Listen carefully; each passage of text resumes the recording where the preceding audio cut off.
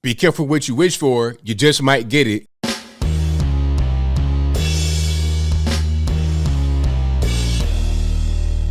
How's everybody doing? My name is Anthony Brian Logan, and today we got to talk about the Democratic House Rep Mary Gay Scanlon being carjacked at gunpoint in Philadelphia, Pennsylvania, right after an event with other members of Congress. Now, this is no surprise if you're out there in Philly. You're talking about an all-time high murder rate, an 80%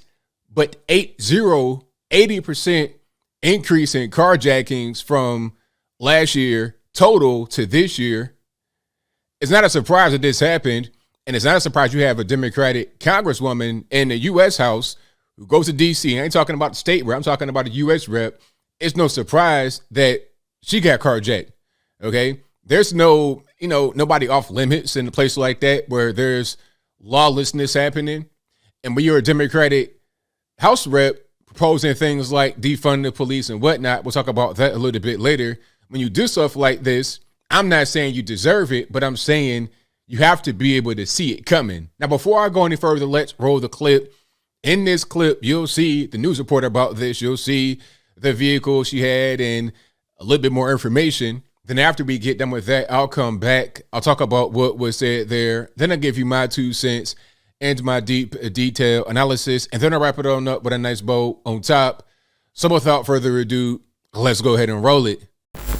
Now to some terrifying moments for a member of Congress. Philadelphia police say Pennsylvania Democratic Congresswoman Mary Gay Scanlon was carjacked in broad daylight after she left an event at a Philadelphia park. Scanlon's spokesperson says she was unharmed.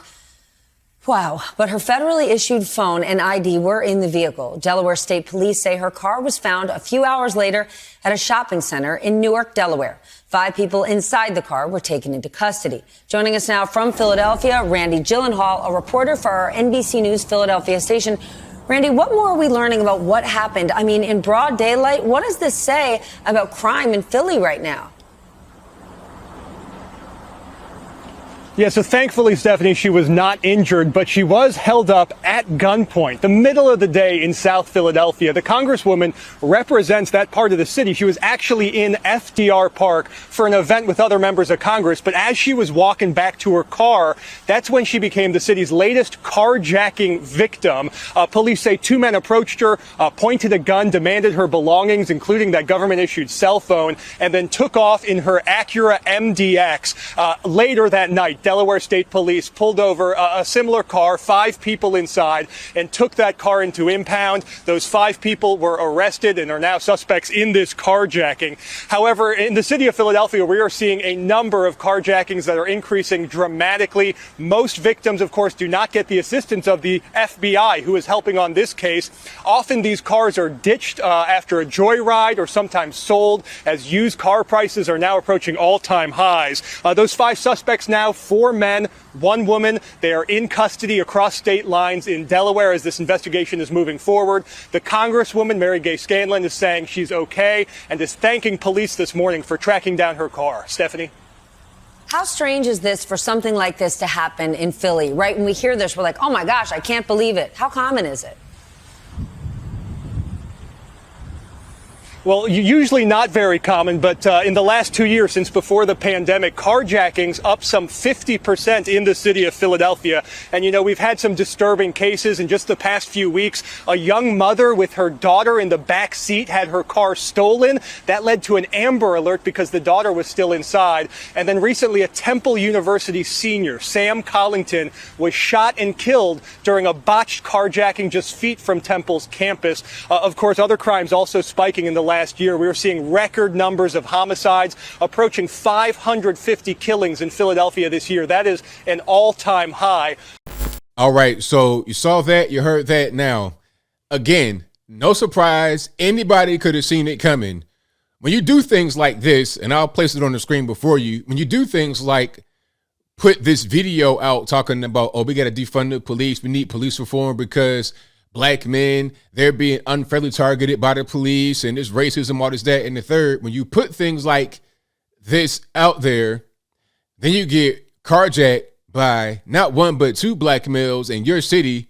You can't be surprised. Okay, this whole thing about black males being targeted is just not true. The reality is that when you're talking about these cities like Philadelphia, Chicago, even LA to a certain extent, but not so much because there ain't so many black folks in LA, but that's a different story. But anyway, you're talking about cities with a high murder rate, high homicide rate, and also a sizable black population. Most of that murder rate is going to be young black men killing each other. Okay. What was the stat in Chicago? You're talking about almost 850 murders in a year in Chicago. 81% of the 850 murders are black men, mostly between the ages of 20 and 29. That's the biggest group. And I would even say between the ages of 14 and 29. That's the 15 and 30. That's a magic number right there. Anybody in that age group, police on the lookout for. Okay, we got a male black. He's about 18 years old. He has a gun, shot somebody. That's kind of what's going on, right? Now, I don't say that to be proud of it. I'm just saying that's the actual problem. So when somebody says, oh, it's racism, it's the white man, all this and that and the third, I'm like, well, I mean, the white man's not the one killing all these black men. It's another black man. These young black men kill each other, and they'll go out there and kill anybody else. They'll put their gun on a U.S. House rep. So what? Nobody cares. Why? Because, hey, the police ain't here. And if I do get arrested, I'm not going to face any kind of real jail time. You got all these soft judges and prosecutors and whack lawyers. I'm going to just go in and go out. It's going to be a revolving door. Okay, that's the case in Chicago. That's the case probably in Philly. It's the case everywhere where these guys get arrested over and over and over and over and over again for the very same crime. Okay, so when I'm talking about black men killing each other, I'm not saying every black man in the country is a murderer. I'm talking about a small group of guys that's too many, in relation to the population. It's a small group of guys that commit the same crime over and over again who are given slaps on the wrist whenever they commit a crime. That's the problem, not the police. We don't have to take funds away from law enforcement to give to anybody. How about just have the law be followed? If you carjack somebody, kidnap somebody, rob somebody at gunpoint, steal their phone, their purse, whatever, how about have them go to the penitentiary for an extended period of time rather than just slap on their wrist?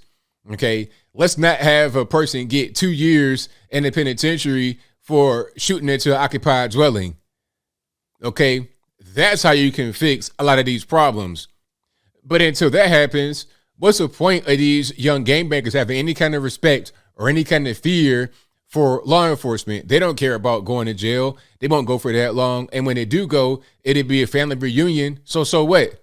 Right?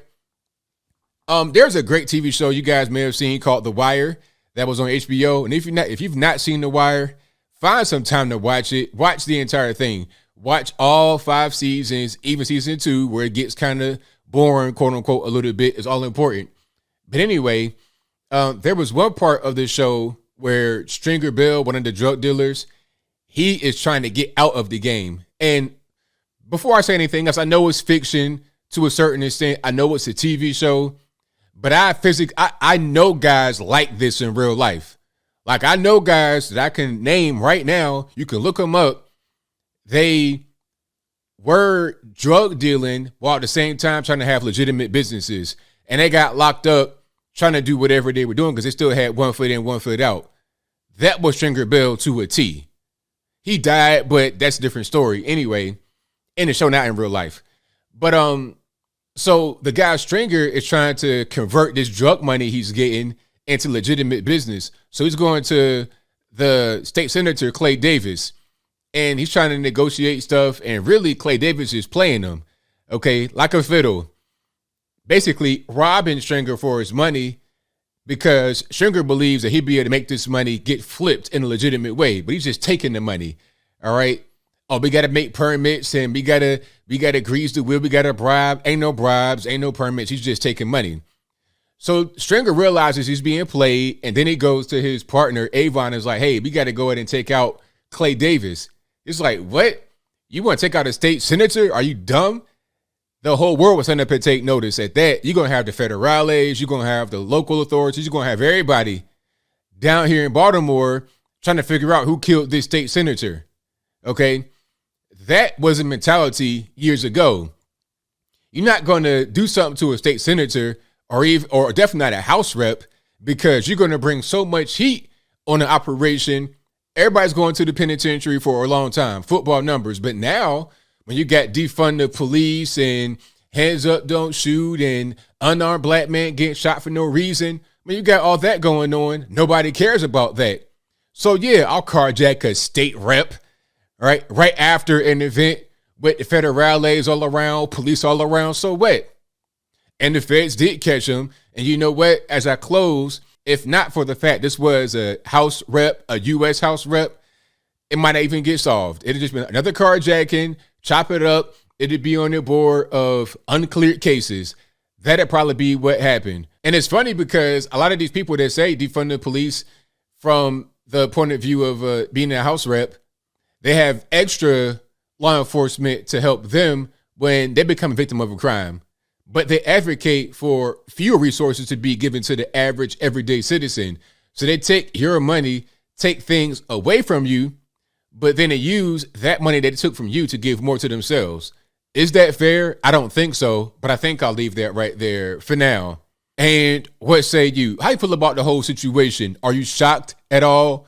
Were you surprised by this news? Whatever your thoughts are, let me know in the comments. You guys pretty much know where I'm at. This is par for the course in these liberal Democrat cities that have advocated for defunding the police and quote unquote shifting funds from one place to another. This is what happens. Murder rate goes up, carjacking, assault, all these crimes, violent crimes, go all the way through the roof. And the biggest victim of it are the so-called minorities that they purport themselves to be in favor of protecting.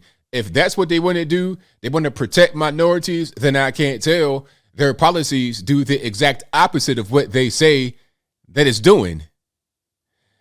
But whatever your thoughts are, please let me know in the comments below. And that's all I got to say for this video.